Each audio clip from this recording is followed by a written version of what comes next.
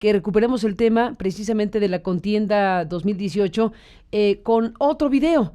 No tan brutal, pero el otro es con un alto voltaje político, que es lo de Barreiro.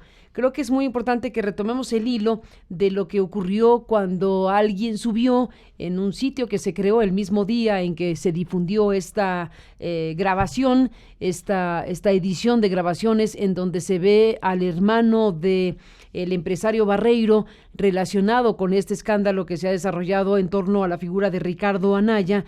Y bueno, podemos dejar correr un fragmento precisamente de este video y analicemos lo que ha venido después. Este video donde, pues obviamente, no hay más que de dos sopas. La que muchos afirman que ocurrió, que es que le pusieron un 4 y este hombre se fue de boca y contó cosas gravísimas respecto a Ricardo Anaya y respecto a su hermano, que lo imputa de una manera tremenda, o si nos atenemos a la versión que da Diego Fernández de Ceballos y el equipo de campaña de Ricardo Anaya, se trata de una actuación y de algo que está diseñado para dañar directamente a Ricardo Anaya. Diego Fernández de Ceballos nos dijo aquí que eso era una actuación y que habría algún tipo de colusión entre Juan Barreiro y quien usó esta grabación para atacar a Anaya. Y luego viene lo que después hemos estado siguiendo de cerca, que son las reacciones de los candidatos a la presidencia sobre este video. Así que les propongo, Sergio Aguayo, Denise Dresser, recuperar un fragmento de este video y ahora volvemos con ustedes.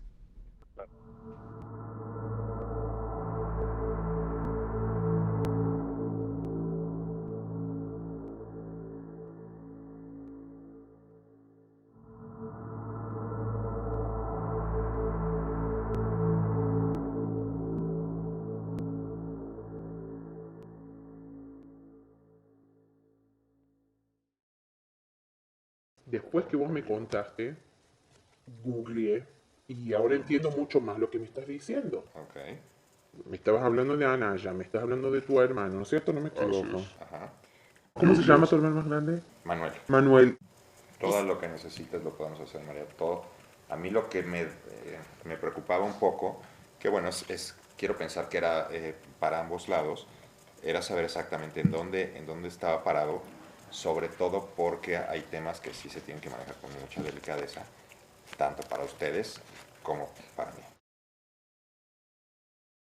Ustedes, es un fragmento nada más de este video que hemos visto todos. Lo quisimos recuperar nada más en esta parte, pues un poco para regresar al tipo de cosas que ahí se dijeron y cómo han reaccionado los candidatos. Por ejemplo, tenemos a José Antonio Meade, que se refiere a Anaya de esta manera. Yo creo que es una absoluta exigencia. Evidentemente y sin ninguna duda, lo que estamos viendo es un vulgar ladrón que desde el poder se robó dinero y que lo cacharon y debe de pagar sus consecuencias. Es un vulgar ladrón. Por supuesto que hay una exigencia para que actúe. No queda absolutamente ninguna duda. Se clavó una lana, lo cacharon y tiene que pagar consecuencias. Desde Valladolid, Yucatán, vino la respuesta de Anaya Cortés de la Coalición por México al Frente. Así dijo. Es muy ingenuo el candidato del PRI, porque no se ha enterado que el PRI y el gobierno ya lo abandonaron, ya pactaron con López Obrador. Ya se formó una nueva coalición PRI más Morena, se llama El Primor. Pero desde aquí les decimos que aunque se unan el 1 de julio, les vamos a ganar y de manera contundente. Ahí como lo ven, ese candidato del PRI, con esa carita de mosquita muerta que tiene, la verdad es que es un cínico corrupto igual que todos los del PRI. Y el 1 de julio, a punta de votos, los vamos a poner en su lugar y les vamos a ganar. Y bueno, pues en Chiapas, Andrés Manuel López Obrador, además de mofarse del apoyo del expresidente Vicente Fox a Ricardo Anaya, aseguró que lo que busca es evitar que le quiten su pensión. Y bueno, de gira por Michoacán, acompañado por José Manuel Mireles, rechazó hacer pactos en lo oscurito, que es lo que dice Anaya que está ocurriendo. Así que recuperamos lo que dice López Obrador y volvemos con ustedes, Denise y Sergio.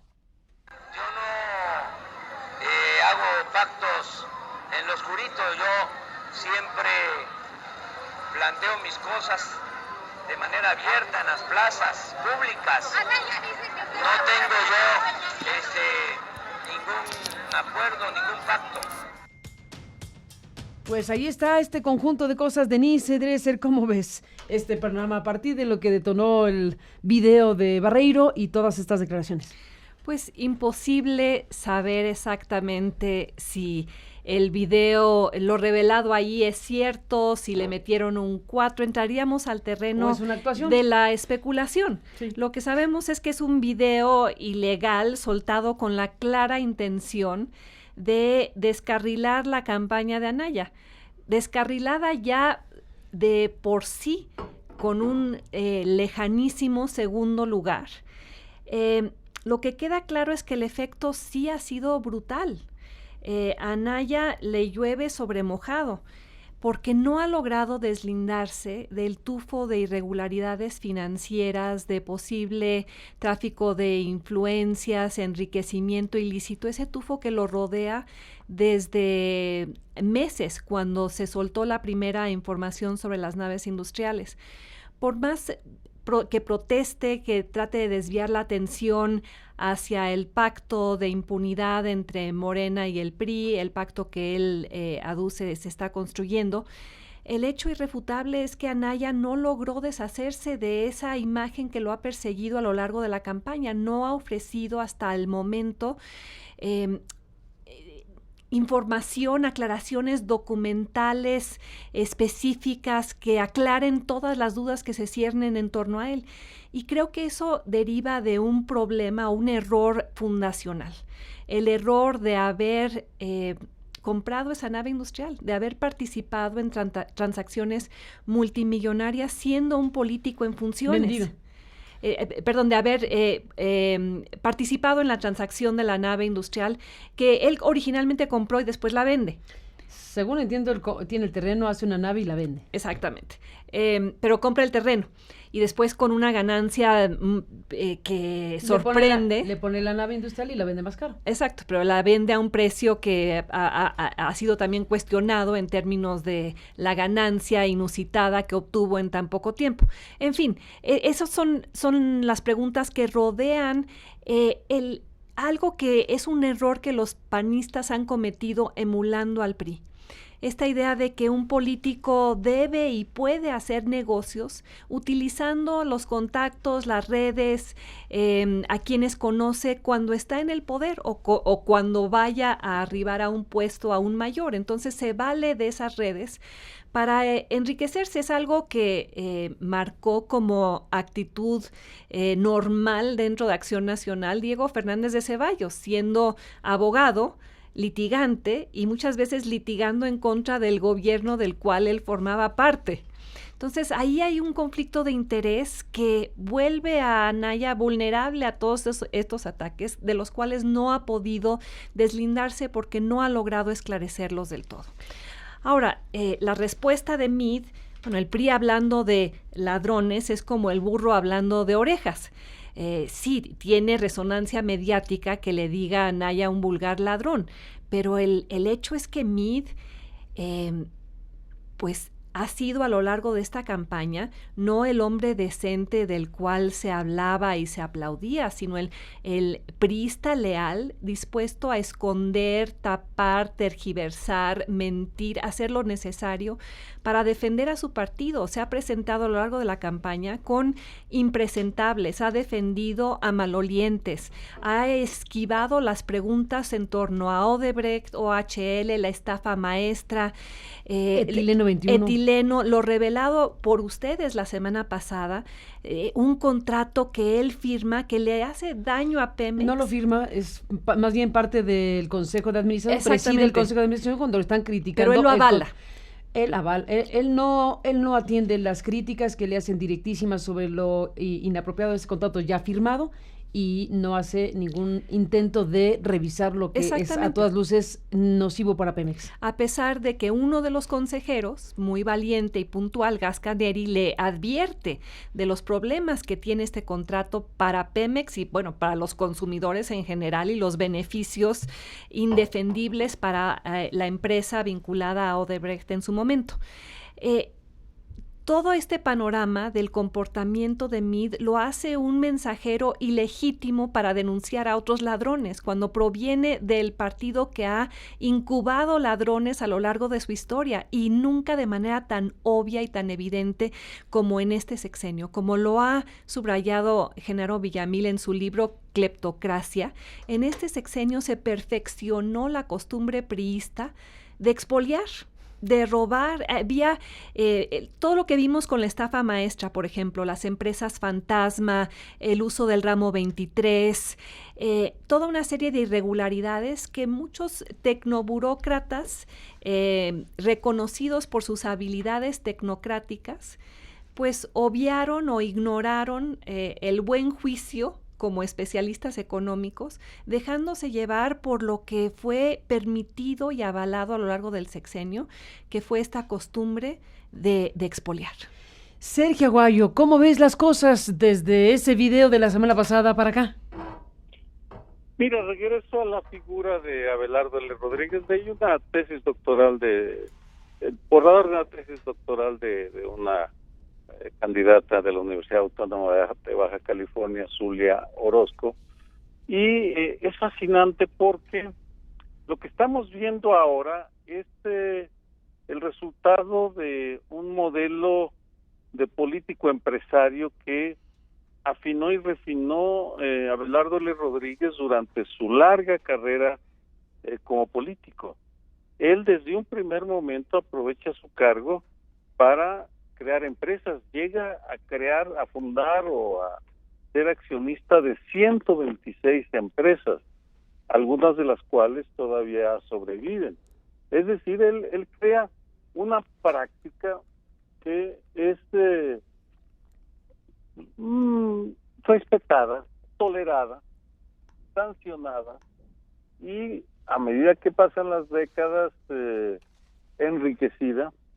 Y lo que estamos viendo ahora en esta campaña es una disputa muy lamentable entre los por el tono y por el fondo y por la forma entre dos descendientes directos de Abelardo L. Rodríguez, que por cierto fue presidente de la República durante un breve periodo, el gran enemigo de Lázaro Cárdenas, por cierto. En todo caso, lo que estamos viendo, y voy ahora al fondo, al fondo del asunto, ambos candidatos, el del PAN y el del PRI, se enganchan en una disputa llena de sofismas porque lanzan acusaciones que no demuestran. Uno dice que es un vulgar ladrón, una acusación muy fuerte que debería poder sustentar y que sin embargo ni se preocupa porque lo que le interesa a Mira a estas alturas es exacerbar los ánimos de sus audiencias militantes priistas para convencerlos de que vayan a las urnas y de que se movilicen como el ejército que presumen ser. Ricardo Anaya le responde, acusa al presidente de la República de ser el autor de esta campaña sin dar ninguna evidencia. Es decir, y en el fondo, ninguno de ellos reconoce la larguísima cola que tienen ambos, ni quienes los defienden. Vamos, llama la atención que Diego Fernández de Ceballos lance esas acusaciones después de haber sido uno de los grandes comerciantes de la política en México, porque él se hizo dinero aprovechándose de los cargos y defendiéndolo además de una manera muy clara. Desde esa perspectiva, Carmen, Denise, creo que lo que estamos viendo es una confirmación de un modelo de corrupción político-empresarial que pues debe desaparecer.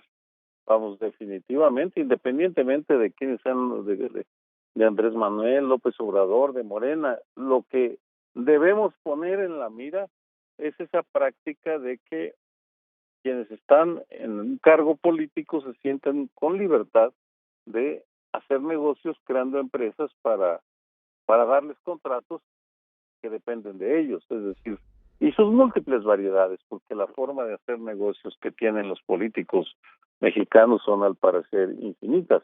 Ese es para mí el mensaje que lanza este intercambio de adjetivos e insultos, que es una campanada, una llamada de atención de una práctica creada hace un siglo, de que el que ocupa un cargo público no solo puede disponer de los recursos, los presupuestos de ese cargo a su antojo, sino que también puede usar el cargo para fundar empresas y hacer negocios y enriquecerse y vivir en esa dualidad. El mensaje es muy claro: o son políticos o son empresarios. No pueden ser las dos cosas. Ahí nos enfilamos al tema de los empresarios más claramente. Déjenme, Denise, Sergio, recuperar de las muchas cosas que se han dicho, la parte donde se enfrascan respecto a lo que podría pasar con Enrique Peña Nieto, hoy presidente de México, pues cuando llegue a la presidencia tal o cual.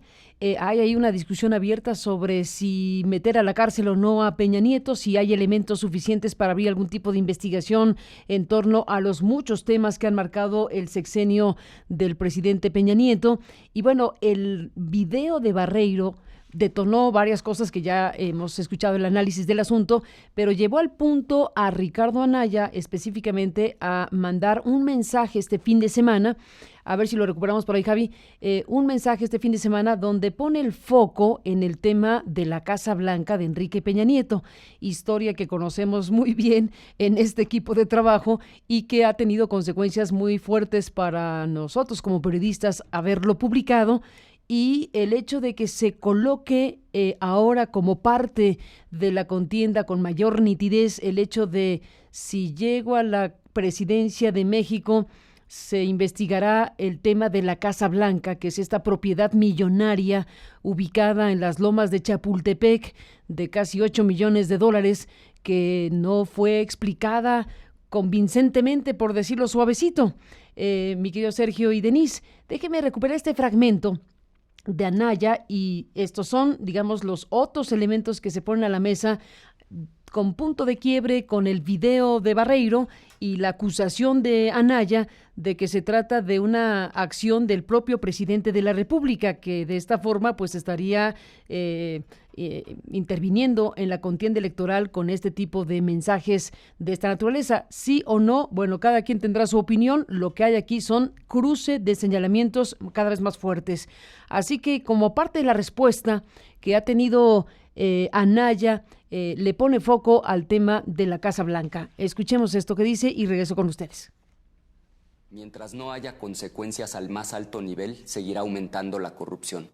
Por eso propongo una fiscalía autónoma que investigue al presidente Enrique Peña Nieto y su papel en la Casa Blanca y en los demás escándalos del sexenio. Y si resulta culpable, pues como cualquier otro, terminará en la cárcel. Ahora sé que por proponer esto hoy me atacan por todos los medios. No importa. Combatir la corrupción desde el más alto nivel es lo correcto. Soy Ricardo Anaya. Hablemos de frente. Fiscalía Autónoma. Denise Dresser, ¿qué piensas? Fiscalía Autónoma para investigar la Casa Blanca de Enrique Peña Nieto y otros asuntos. ¿Qué piensas? Que el mensaje es el adecuado, pero el mensajero ya no es creíble. Ricardo Anaya llega a esta elección cargando consigo el peso del PRIAN, el peso de haber aprobado y aplaudido y avalado las reformas muchas de ellas después fallidas y criticadas de Enrique Peña Nieto. Anaya carga con el peso de los moches, la política de los moches que el PAN usó y se aprovechó y se benefició. Entonces llega a esta elección como un jugador sistémico en un contexto claramente antisistémico y tenía que posicionarse de otra manera para ser viable en una coyuntura en la cual los ánimos están encendidos, el rechazo al establishment es extendido, la desaprobación al presidente, al PRI, al PRIAN es muy alta.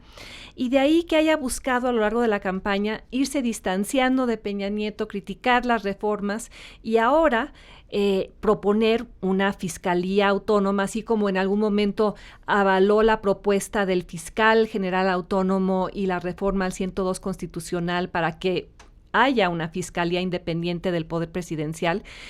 Con los golpes que le han propinado últimamente, tiene que recurrir a esto para decir que él ha cortado de tajo con Peña Nieto y está dispuesto a investigarlo. Sobre todo en un contexto en el cual a Andrés Manuel López Obrador se le está acusando de haber pactado, porque si uno revisa sus declaraciones con respecto a Peña Nieto, no ha asumido una actitud frontal, al contrario, ha sido conciliador. Cuando se le ha preguntado directamente, ¿usted perseguiría a Peña Nieto? Ha dicho, ¿investigaría a Peña Nieto? No, lo mío no es la venganza, no se puede enjuiciar al presidente, van dando un mensaje como de borrón y cuenta nueva, tabula rasa, empecemos desde cero, y de ahí que se le cuestione por este mensaje de déjenme pasar, déjenme ser presidente y yo a cambio no los persigo, y de ahí que Anaya en contraste intente presentarse como el verdadero jugador antisistémico, cuando le resulta, en términos de su trayectoria, su posicionamiento, los votos de su partido y pues 12 años de acompañamiento, o más de 12, de Acción Nacional al PRI en muchas coyunturas en las cuales sus votos fueron necesarios. O sea, el PRIAN sí existió. Y en este momento Anaya está tratando de desvincularse de ese PRIAN, decir, se rompe nuestro pacto, al mismo tiempo en el que Andrés Manuel López Obrador supuestamente está pactando con Peña Nieto. Créanme a mí, porque yo sí soy el que va a perseguir la corrupción. El mensaje, insisto, es el mensaje que el país necesita escuchar, pero el mensajero ya carga consigo un fardo tan pesado que es difícil que resulte un mensajero creíble, sobre todo cuando está a 20 puntos de ventaja, de distancia, del puntero. Me parece que en esta coyuntura el pleito entre Mid y Anaya es el pleito por los despojos, es el pleito por el segundo lugar y lo que quede de tanto de Acción Nacional como del PRI. El PRI probablemente se va a desfondar, va a haber un éxodo masivo de priistas, ya lo está viendo, a Morena, y Mid tiene que pelear por agarrar lo que quede, ¿cómo dice el dicho? De lo perdido, lo que aparezca. Y para el PRI es importante conservar pues gubernaturas, presidencias municipales, diputaciones, etcétera, arrebatándoselas al PAN ya en una elección que, si las encuestas recientes son creíbles, y yo creo que este sitio que aglutina las encuestas Oráculos ha hecho un muy buen trabajo de ir asentando las tendencias. Andrés Manuel López Obrador probablemente va a ser el próximo presidente de México, y mientras tanto Mid y Anaya están peleando por tratar de quedarse con lo que va a resultar de esta elección, que es muy desfavorable para sus dos partidos. ¿Qué dice Sergio Aguayo de todo esto, del planteamiento de Anaya de una fiscalía independiente para investigar a Enrique Peña Nieto, de lo que dice Denise? ¿Cómo la ves, Sergio? Pues buen mensaje, con un mensajero risible, porque, vamos, él habla de, ahora sí, lanzarse a combatir la corrupción y que va a crear una fiscalía especial para establecer los actos de corrupción de Enrique Peña Nieto, empezando con la Casa Blanca, pero al mismo tiempo se da un abrazo con Vicente Fox, quien, no sé si sepan, pero en el 2001, a través de Adolfo Aguilar Pincer, invitó a José Antonio Crespo, a Clara Hussitman y a mí a crear un proyecto de comisiones de la verdad, una para establecer las responsabilidades de los grandes violadores a los derechos humanos en el régimen priista, casos paradigmáticos, 68, el Halconazo, etcétera, y otra para combatir los grandes casos de corrupción. Pensábamos en aquel momento sobre todo en la privatización de las empresas públicas durante el gobierno de Carlos Salinas de Gortari. Pues bien, ¿y qué pasó? Sergio, nos estás contando que el presidente Fox los invitó a hacer eso, ¿y qué sucedió? Bueno, que presentamos un proyecto impecable. Ah, caray. Impecable, realmente muy buen proyecto. Tengo una copia todavía, y en julio de 2001 nos sentamos en Los Pinos con Vicente Fox en una sala de Los Pinos a las 12 del día, 1 de la tarde, y leyó párrafo por párrafo, y iba lanzando gruñidos de satisfacción y palomeando con un lápiz diciendo muy bien, muy bien, muy bien, porque era un proyecto muy serio, muy sólido, de crear 2 comisiones de la verdad, una para, insisto, derechos humanos, otra para corrupción. Terminó la lectura, voltea, nos ve a los presentes, creo que estaba Santiago Krill, no recuerdo en este momento, dice, aprobado. Me parece excelente, una propuesta impecable, porque no era una propuesta radicalosa, los vamos a meter a la cárcel, no, era establecer los hechos, simplemente de casos paradigmáticos, con un plazo fijo. Termina la lectura, dice, aprobado, en una semana está funcionando. Es lo último que supimos de las comisiones de la verdad, porque según confesaron Jorge Castañeda y Rubén Aguilar. Rubén Aguilar, perdón. Y Rubén Aguilar, en el libro que escribieron tiempo después, Vicente Fox negoció con el PRI para que no hubiera comisiones de la verdad. Es decir, Ricardo Anaya es un farsante que debería primero reconocer que su partido, el Partido Acción Nacional, no cumplió con su palabra en el 2001, y después no incurrirla en la incongruencia de darse un abrazo con Vicente Fox, quien fue el que traicionó compromisos hechos durante la campaña. Y vamos, te estoy diciendo todo esto para sustentar la frase que dijo Denise, me gustó. Bueno el mensaje, pésimo el mensajero. Ricardo Anaya no es creíble, como tampoco lo es José Antonio Meade. Ahora, vamos a ver qué pasa. Oye, sí, dime. Perdón que te interrumpa, es que estamos escuchando y viendo la escena de la que estás hablando. Es que es increíble ver esta escena de Vicente Fox recibiendo a Ricardo Anaya, un expresidente que ha manifestado abierto apoyo a José Antonio Meade, al PRI, a Peña Nieto. Después subió un tuit diciendo que había sido casi que una coincidencia que hubieran estado al mismo tiempo en el aeropuerto, como tratando de deslindar la idea de que hubiera sido algo programado, como que se encontraron casi casualmente. El tema es que está la escena, y es una escena chocante por lo que el expresidente Vicente Fox ha dicho respecto precisamente a su decisión de apoyar a Meade. Tuvo un encuentro con Meade. En fin, ¿qué desfiguro es este, Sergio? Es la palabra que se me ocurre. Desfiguro es qué despropósito, qué cinismo, qué falta de congruencia. Porque si fue coincidencia y Anaya no sabía que iba a ver ahí a Vicente Fox, le ha de haber dicho, no me ayudes, compadre, ¿no? O le hubiera dicho, bueno, primero ahí mismo, ¿estás conmigo o estás conmigo? En fin, pues es que sí. Anda pepenando lo que les caiga, porque están desesperados, no hay ninguna duda. Pero vamos, paso un segundo a López Obrador, que Olga Sánchez ha hablado de varias comisiones de la verdad sobre violaciones a los derechos humanos, lo cual está muy bien. Cuando nos dicen las comisiones de la verdad sobre casos de corrupción, sobre eso no ha habido mención que yo recuerde, puedo estar equivocado.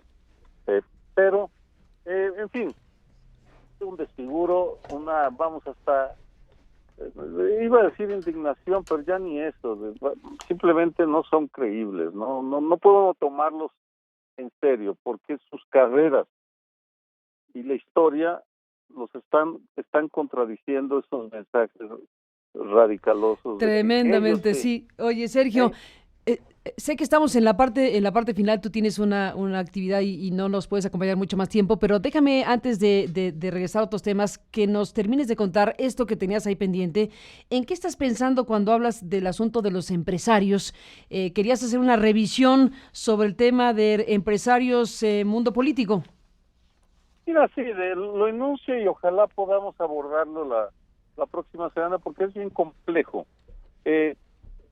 Sostengo que en la transición ha habido, en los 50 años que llevamos transformando este régimen, la generación del 68, que es la que defiende las garantías individuales, la urna, la generación de la alternancia, y que en esta elección, lo que estamos viendo, lo que estoy observando, es un recambio monumental de élites políticas, porque están dándose, pues está agonizando toda una generación, la generación de la alternancia en la presidencia, la del 2000, que ya no, digamos, ya no tienen un lugar claro en el escenario, y estamos viendo fenómenos nuevos. Uno de ellos es el caso de Alfonso Romo, que creo amerita una mayor discusión, porque es un personaje que está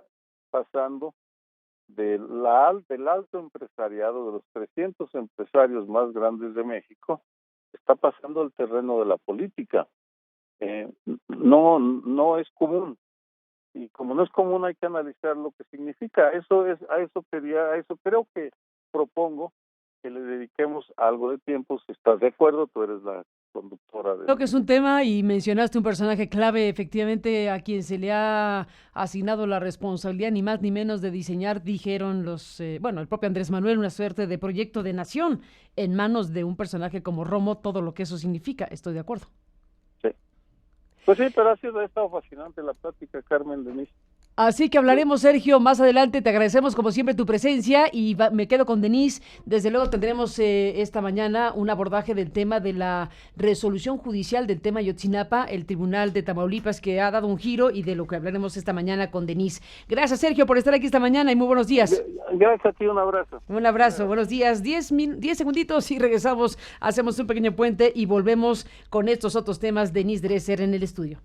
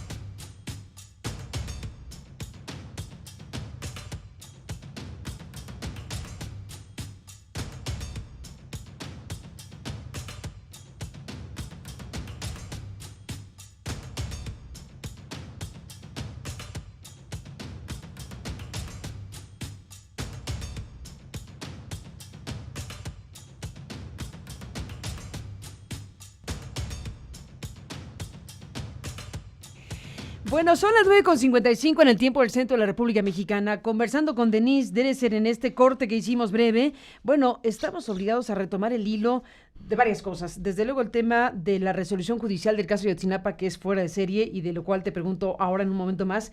Pero retomando el hilo de lo que nos dijo Sergio Aguayo hace unos momentos acerca de la Comisión de la Verdad. En este asunto de si crear una fiscalía autónoma para enjuiciar a Enrique Peña Nieto, que plantea Ricardo Anaya en esta ya disputa por el poder enconado, la disputa por el segundo lugar, en este caso porque las encuestas son muy evidentes. Pero bueno, aquí estamos frente a algo que nos lleva a lo que nos contó Sergio sobre Vicente Fox y la idea de crear comisiones, en este caso comisiones de la verdad. Nos dijo que que le encargó a José Antonio Crespo, a Clara Hussitman y a Sergio Aguayo, el entonces presidente de la República, Vicente Fox, crear comisiones de la verdad, que le propusieron un proyecto que lo palomeó y lo aprobó, y se tendría que haber instrumentado en el sexenio de Fox un ejercicio de esta naturaleza, extraordinario por lo que significa la figura de Comisión de la Verdad, para hablar precisamente de los delitos del pasado. Bueno, dice revela Aguayo esta mañana que nunca más volvieron a ver a Fox, ni para ese tema ni para otro. Quiere decir que después de que él aprobó y se entusiasmó con la idea, dice, después pactó con el PRI. Eso fue lo que dijo Aguayo hace unos momentos. Ahora que estamos conmemorando un año más del 10 de junio, del halconazo este fin de semana, 10 de junio, vuelve la hebra histórica y esta discusión que se tiene en México sobre qué hacer con estas figuras de fiscalías o de comisiones autónomas. Denise, me comentabas en el corte que tú misma participaste en aquel momento cuando se creó la Fiscalía Especializada, que era de un nombre larguísimo e impronunciable, encabezada por Ignacio Carrillo Prieto, que era la Fiscalía para investigar los delitos del pasado. Tú fuiste parte de ese intento. Cuéntanos de eso, ahora que estamos en 2018, volviendo a la historia para ver el futuro. Me acordé de eso precisamente porque ya todos están ofreciendo comisiones de la verdad y fiscalías especializadas para los temas que la transición no ha tocado, la corrupción, la impunidad, Ayotzinapa, etcétera. Y yo recuerdo cuando Vicente Fox ofreció esa comisión de la verdad. Sergio Aguayo ya ha descrito lo que pasó con ella, y es cierto. El empresariado, los priistas se pusieron muy nerviosos ante la posibilidad de una comisión de la verdad y dijeron que eso iba a provocar inestabilidad en el país. Entonces, Fox desanda el camino andado y en lugar de ofrecer una comisión de la verdad, que él dijo en su cierre de campaña iba a ser para investigar la corrupción, a los Salinas, etcétera, crea una fiscalía especializada para delitos, para movimientos políticos y sociales del pasado, que tendría que haber abarcado 1968, el halconazo, las desapariciones de líderes de izquierda en los 70s, la guerra sucia, etcétera. ¿Y qué pasa? Pues que la Fiscalía fue creada para fracasar, porque se le dio un mandato exclusivamente judicial, o sea, podía operar no en términos de la reconstrucción de los hechos, el llamado a víctimas a contar su historia. Su objetivo nunca fue la verdad, fue tratar de perseguir judicialmente a algunos responsables. Pero pues se enfrentó a ese sinuoso camino que es la justicia mexicana, en el cual muchos de los delitos que estábamos abocados a investigar habían ya prescrito. Entonces, la única forma de ir tras Luis Echeverría, por ejemplo, era utilizando el cargo de genocidio, algo que el fiscal intentó hacer. Carrillo Prieto. Y llegó este caso a la Suprema Corte, donde Juan Silva Mesa trató de apelar a los convenios internacionales que ha suscrito México para que eso se utilizara dentro del sistema judicial mexicano y se pudiera utilizar el término de genocidio aplicable al 68, etcétera, que era quizá judicialmente complicado, pero era la única manera de proveerle al fiscal un instrumento para ir tras Echeverría. Ese proyecto de Juan Silva Mesa acabó desechado en la Corte, no fructificó, y de ahí que el fiscal se quedara sin instrumentos para perseguir judicialmente a los responsables. Y por eso, pues, prevaleció la impunidad, porque esa fiscalía, con esos atributos tan pequeños, con tan pocas herramientas a su disposición, Sergio Aguayo incluso ha escrito sobre esto, la fiscalía que fue diseñada para fracasar. Y me preocupa porque ahora que todos hablan de comisiones de la verdad, no especifican para qué, con qué tipo de participantes, con qué tipo de mandato, cuánto tiempo, qué presupuesto, si el objetivo sería solo la verdad o habría justicia, investigación, enjuiciamiento, capacidad penal, o simplemente comisiones como las que se han creado en otros países de verdad y reconciliación, donde a cambio de la verdad se ofrece perdón a los responsables. Así han funcionado estos mecanismos de justicia transicional en países como Ruanda, como Sudáfrica, etcétera. O si habría una comisión de la verdad con una capacidad de enjuiciar y llevar a la cárcel a los responsables. Y si la verdad va a abarcar a la corrupción, o solo al presidente, o solo a la Casa Blanca, o a todos los actos de corrupción del sexenio. Entonces, se ha vuelto popular hablar de y prometer comisiones de la verdad.